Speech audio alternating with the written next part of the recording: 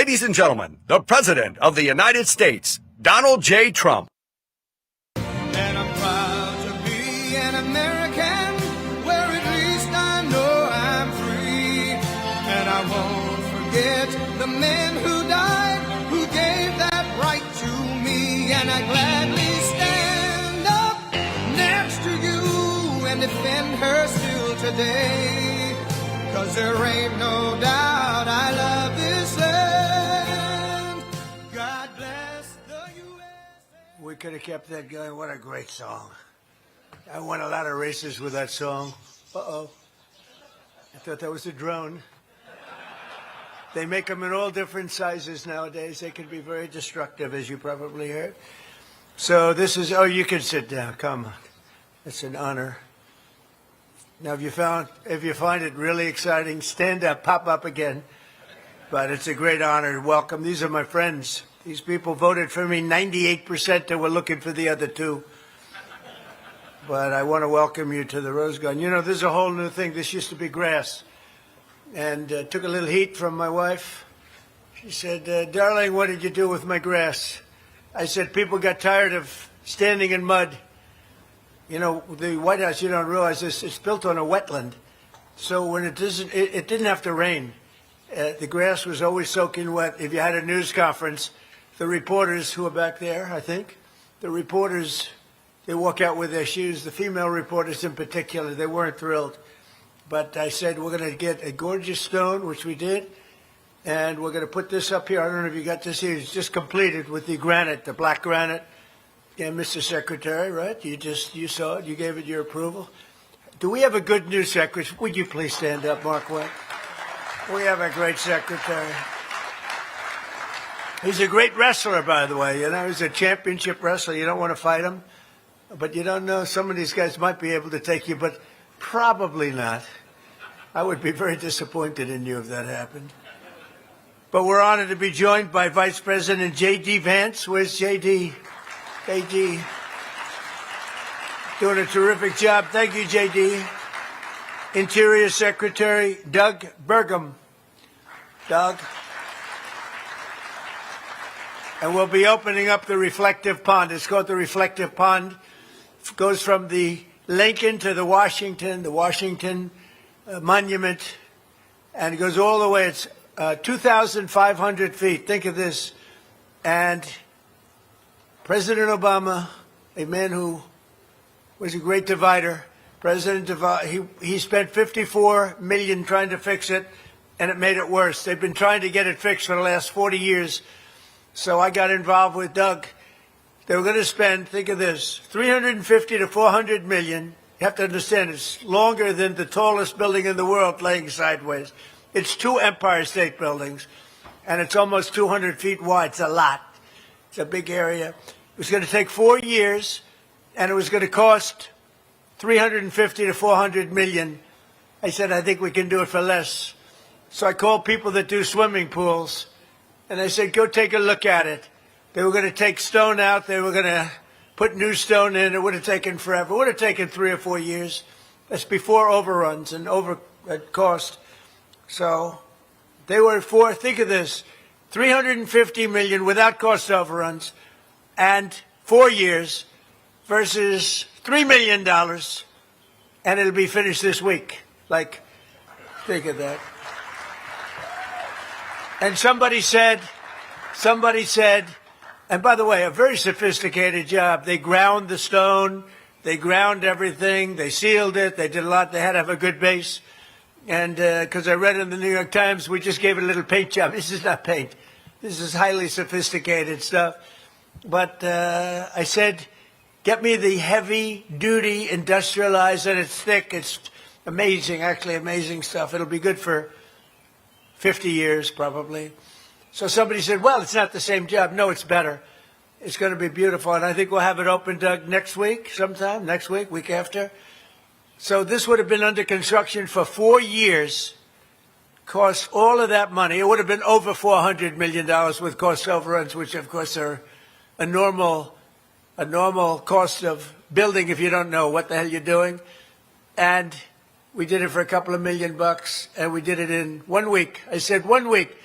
That's not including the preparation, which was 2 weeks alone, because it was so filthy dirty. We were getting complaints from people for years. It's been dirty and disgusting and rotting garbage in it. Terrible. We took away 16 loads of garbage out of that only 2 feet deep pool. So I just want to mention, because Doug has been great and he went with me 100%. So we put this magnificent coating. It's almost complete. Not a paint job. New York Times, fake New York Times. I call it the failing New York Times. They're losing subscribers.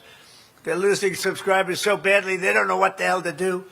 But they said we did a paint job. We didn't do a paint job. The place would leak, and we're going to have it totally sealed. It's basically, if you think of a swimming pool, a heavy swimming pool coating, and the pool person said, "Sir, we're going industrial." What is industrial? It's a heavy duty. It can handle anything. And it's going to be beautiful, beautiful color. I picked American flag. See the blue? I picked American flag. It was called American Flag Blue. I couldn't make up my mind. I had a hard time. I was having a very hard time. And here the colors are, sir. There were like 70 colors. I said, couldn't you give me 3? 70 is a lot. They had every color you could imagine. And they called them, and I looked and looked. I said, what is this? Sir, that's American Flag Blue. I said, I'll take that one. And I think it's going to be beautiful. And you're going to see something. So this is 1922 it was built, and it was broken for most of the time. And you are now, with Doug and myself and the great staff you have, and the people that did it. And by the way, these people did not work for me. They said they worked for me. They didn't work for me. They come from a different part of the country. But they were good. The people that worked for me recommended it, and they recommend we do it this way. But I recommended it to them because I'm very good at construction. So we saved at least, think of it, I saved $349 million, and I saved 4 years of construction. And the New York Times said I didn't bid it. I didn't bid it. It's unbelievable. It's unbelievable. But I had nothing to do. I blame Doug. They gave it out. I didn't even give it out. So the other people we have, and we have some of the greatest people on earth here tonight, Homeland Security.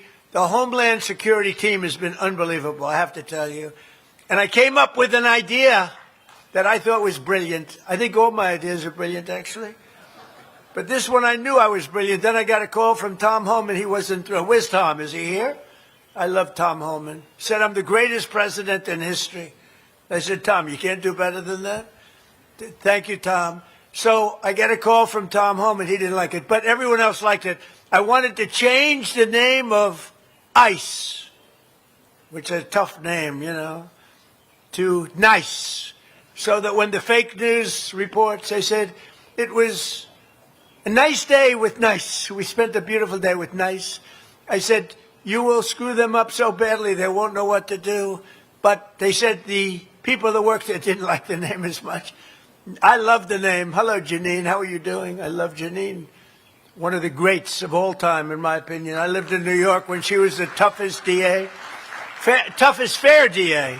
We had some tough ones, but they were crooked DAs, like sort of, I would say, like a dirty cop, like Comey was a dirty cop, you know, and others were dirty cops. She was a clean cop, but she was tough and fair.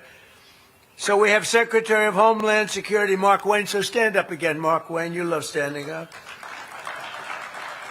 We have a man who's doing a great job, I'll tell you. I knew it because he kept me out of jail for years.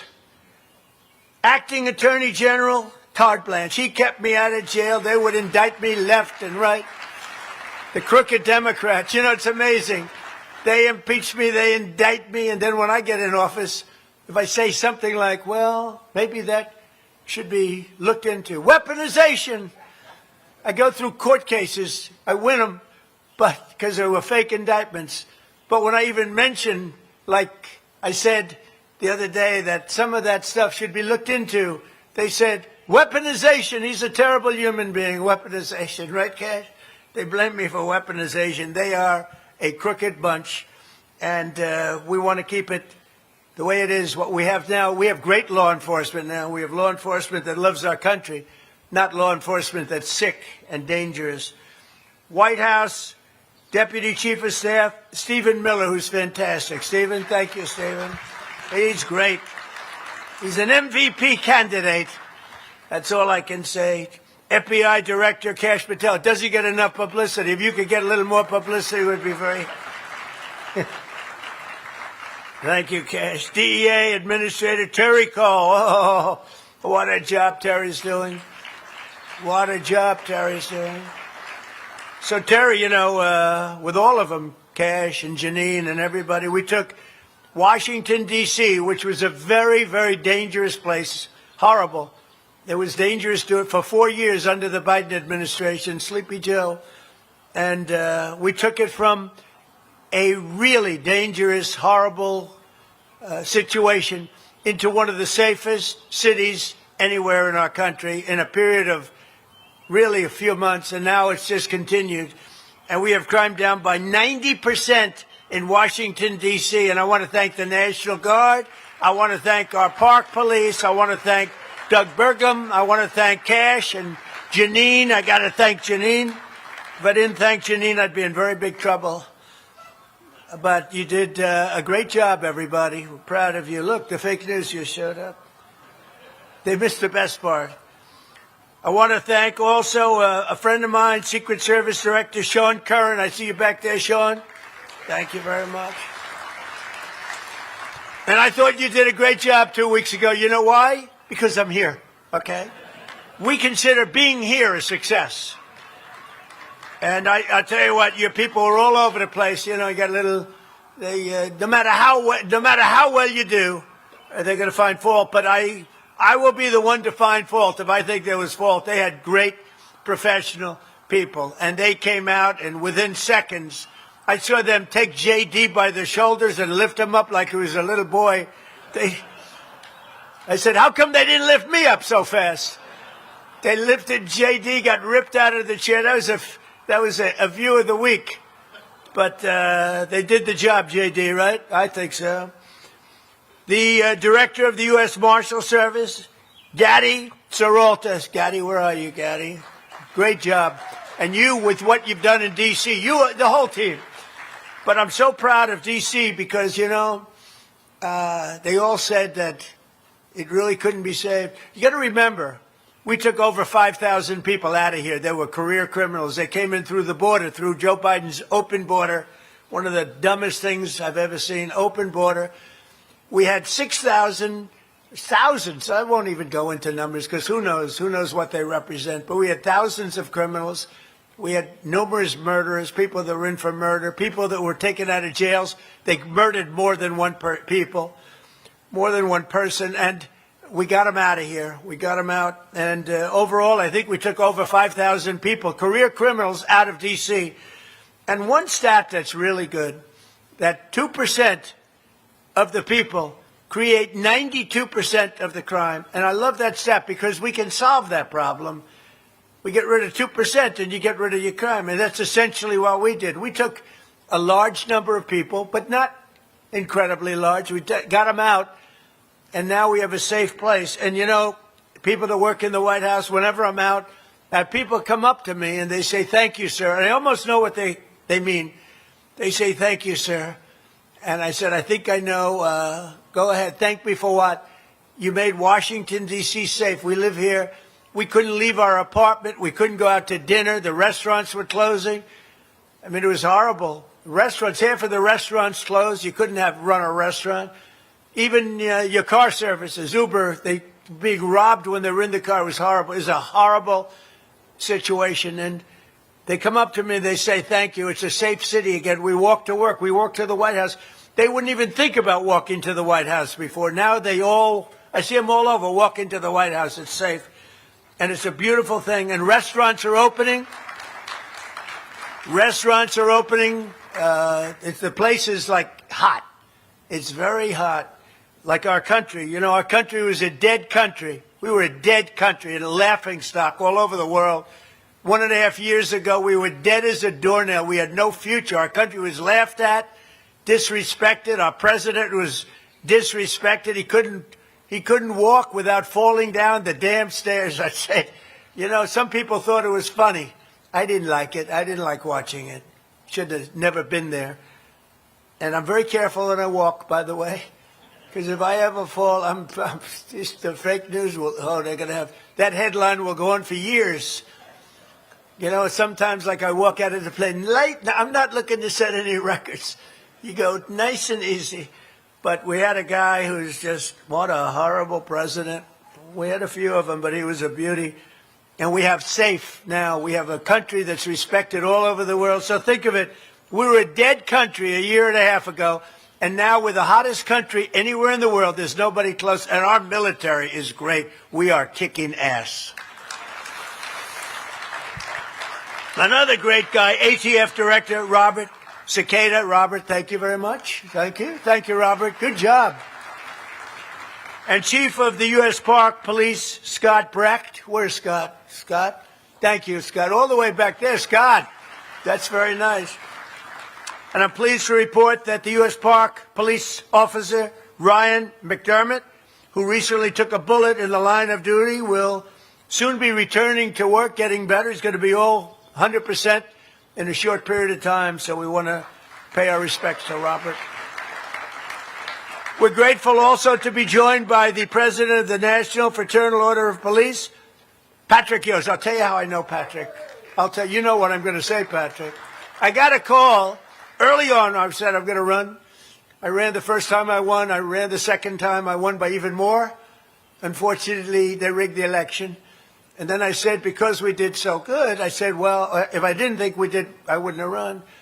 I ran the third time. I got a call from a guy named Yost. I said, who the hell is that? He's the head of the Fraternal Order of Police. He said, sir, I'd like to endorse you on behalf of the Fraternal Order. I said, how many people are you? Remember, he said, 412,000. I said, I'll accept that. I'll accept. That's pretty good. Thank you very much. Patrick, I don't forget that. I figured, what the hell is this guy? Where is he working? Who is he? I have no idea who he is. He said, 412,000 police. I said, I like you very much. I never forgot the call.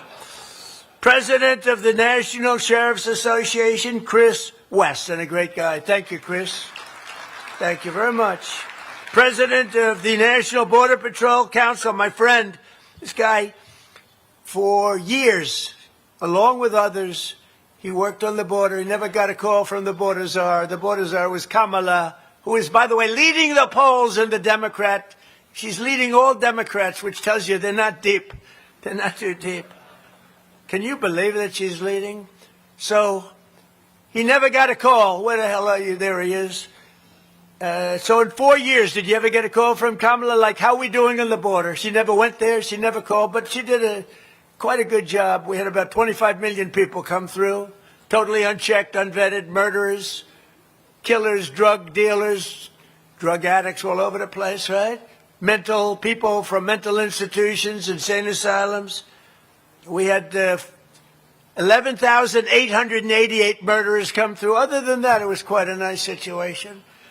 And she never once called. And I said, boy, that's a big story, the fact that she never called. She never called you one time. Is that right? Never one time. She was the border czar. She was great. She would have made a great president. But she's leading in the polls. And we have to respect that. We have to respect it. I just hope she gets in. President of, how about Gavin Newsom, though? He went out and he said he's a stupid person. He got bad test marks. He got bad this. He got bad that. He can't read a speech. In other words, well, I'm not reading too much of a speech either. But said he can't read a speech. He's not a smart person. He said, I'm dumb just like all the people in this room. And now he was accused of being a racist. I mean, that was the stupidest. This guy, what he said is so bad. It was the worst interview I've ever seen by a professional politician. And he's running and he's in second place. So we got a lot of beauties out there, JD. I envy you and other people. I don't know. Who's it going to be? Is it going to be JD? Is it going to be somebody else? I don't know. Does anybody have? Okay, let's go. You ready? Who likes JD Vance? Who likes Marco Rubio? All right. Sounds like a good ticket. JD. That was a perfect ticket. By the way, I do believe that's a dream team, but these are minor details. That does not mean you have my endorsement. under any circumstance. But, you know, it's a perfect, there was a big and then a very nice. I think it sounds like presidential candidate and vice presidential candidate. President of the Federal Law Enforcement Officers Association, Matthew Silverman, another winner. Thank you, Matthew. Good to see you, Matthew. So we're gathered here tonight, and it's exciting because this place was not properly taken care of. I was told by my wife, you have to act presidential, so don't use foul language. I won't. Therefore, normally I would have said it was a shit house, but I don't want to say that. The columns were falling down. The plaster was falling off. You made a speech, and I was saying, couldn't you fix up the paint job up there? You know, it looked a little, and this place is tippy-top now, including all the brand-new, beautiful stone. I paid for it myself. All of the stone, all of the different things we have, and we're bringing the White House back to shape. I don't know if you got to walk into the marble, the statuary. It's called Statuario, the statuary marble. The white, I don't know if you got to walk in there. They probably see your law enforcement. They don't want you to walk into the house. They want to keep you as far away as possible. But it's beautiful, book matched. And I spent a lot of time on bringing this house back because this house was in very bad shape. Those walls were in horrible shape. I'm looking at them now. Look at them. They're perfect. The plaster was falling off. It was terrible. It's a White House. It's got to look incredible. It's got to be in pristine. And the big thing is we're building a ballroom in the back, which will be, I think, the most beautiful ballroom anywhere in the world. You'll never see anything like it. And it'll also be very safe. It's going to be a very safe ballroom. It's got glass this thick. It's amazing. The glass is this thick, like 6 inches thick, and you look through it, and you can see as perfectly as though it weren't there. Now, how they do that, I don't know, but it's at the highest level of safety, and you won't have a situation like you had 2 weeks ago on Saturday night. We're gathered here to begin Police Week. Very important, my friends. I won about 98% of the police in this country, and we're trying to figure out who are the other 2%, because nobody can figure that one out. Figure that. And we pay tribute to the heroes who keep America safe, and they are heroes indeed. This week especially, our thoughts turn to the officers who gave their lives in the line of duty, to all of the incredible police officers, sheriffs, deputies, law enforcement officers, all law enforcement. We want to thank you. I thank you from the bottom of my heart. I respect nobody more than I respect you. Without you, we have Bedlam. Without you, we have Somalia. Okay, a fine place where we have a congresswoman who brilliantly came over to the country by marrying her brother. That was the first law she broke. That was the least of them. And she comes from a country where they have nothing but crime, bedlam, filth, a horrible place. They say it may be the worst place. Comes to our country, and then she tells us how to run the United States of America. It's an amazing thing. Ilhan Omar. It's an amazing thing how they can get away with it, and the people don't want that to happen. And hopefully you'll figure it out. But a very terrible thing. I can't stand it. She says, the Constitution gives me certain rights. Go back to your own country, talk about a Constitution. They don't have a Constitution. They never will. That's why upon taking office, I signed an executive order directing the Attorney General, who is doing a great job, by the way, McGee. You're doing a great job, Todd. He's been good. That anyone convicted of killing a police officer should face the death penalty. 100%. That's an easy one. From day one, my administration has made public safety and the support of our law enforcement our absolute highest priority. Last year, the murder rate saw its single largest decline in recorded history, to the lowest level in over 125 years. Before my father was born, I had a great father before my father was born. 125 years ago, 1900, the year 1900, Janine. Pretty good, right? Probably because they don't want to mess around with you. You haven't been there quite that long. I deployed our National Guard and federal law enforcement to restore law and order to our most dangerous cities, including, as I said, right here in Washington, D.C., and as we prepare for America's 250th anniversary celebration. We're planning a large public safety surge here in Washington. We're going to have it nice and safe. And we're going to also, if requested, help other cities like Los Angeles, New York. They're fools if they don't ask for help. Absolute fools. Since I took office, our administration has made nearly 200,000 criminal arrests nationwide, a record. And we're getting them off the streets and putting them in jail, or in many cases, sending them back to their lovely countries where they came from. And sometimes their country will say, we don't want them, we're not taking them. I'll say, that's okay. Slap about a 25% tariff on their country, and they call back. We would love to have them back immediately. In addition, the Department of Homeland Security has removed nearly 615,000 illegal alien criminals from our country for the past 12 months in a row. Think of that. 0 illegal aliens have been admitted to the United States through our southern border, and that's a... Think of that.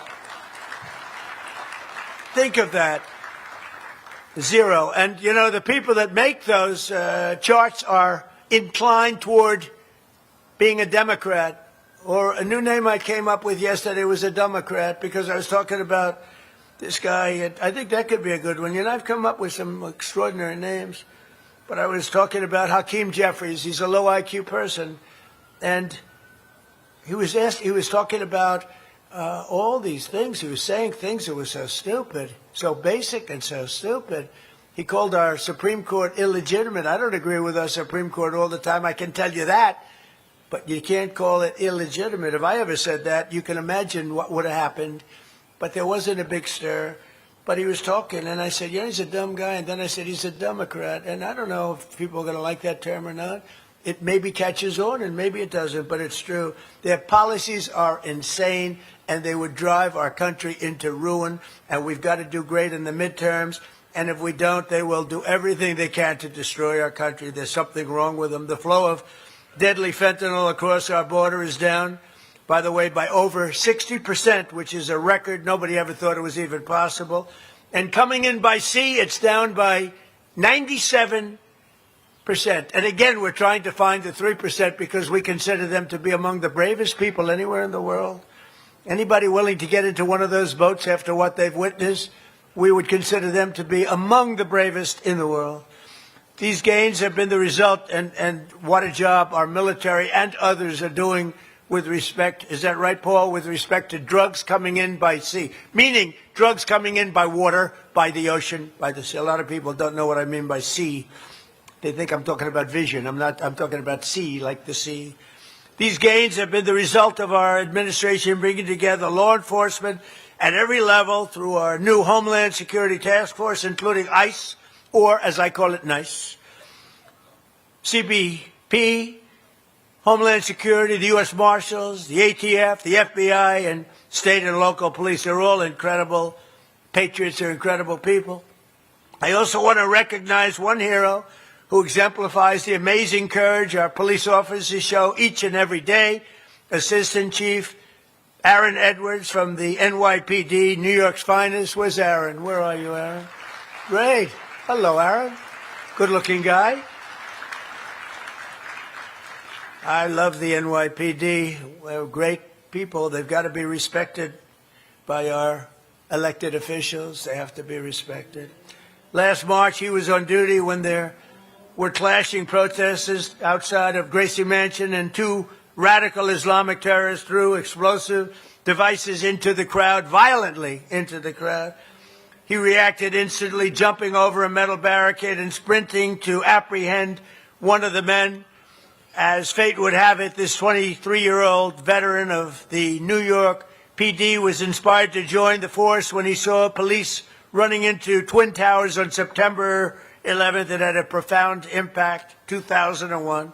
And now he's helped arrest terrorists from all over the world, some really bad ones. So I just want to say, Assistant Chief Edwards, I want to thank you very much. I've heard about your record. Your record is very legendary. Congratulations. Thank you very much. That's great. So this Police Week, we pray for the families of our fallen officers, those great, great families. And we thank the heroes who wear the badge and risk their lives every day on behalf of our nation. You are restoring the foundation of law and order for our country and to our country. You're amazing people. You don't really understand one thing. You don't know how much respect. People respect you. They love you. You don't hear that, but they all feel it. I know it, and they tell me about it all the time, as much as anybody else and more. So I just want to welcome you as great professionals, as unbelievable people and patriots to the beautiful White House, the new and improved White House. And it's an honor to be with you. And I said, I'm very busy tonight. I don't have time for dinner.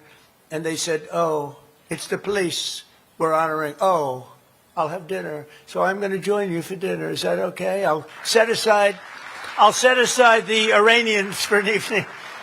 I'll put the Iranians aside, and we're going to have a little dinner. So I want to thank you all. You're really specially just amazing people. Thank you very much for being here. Thank you.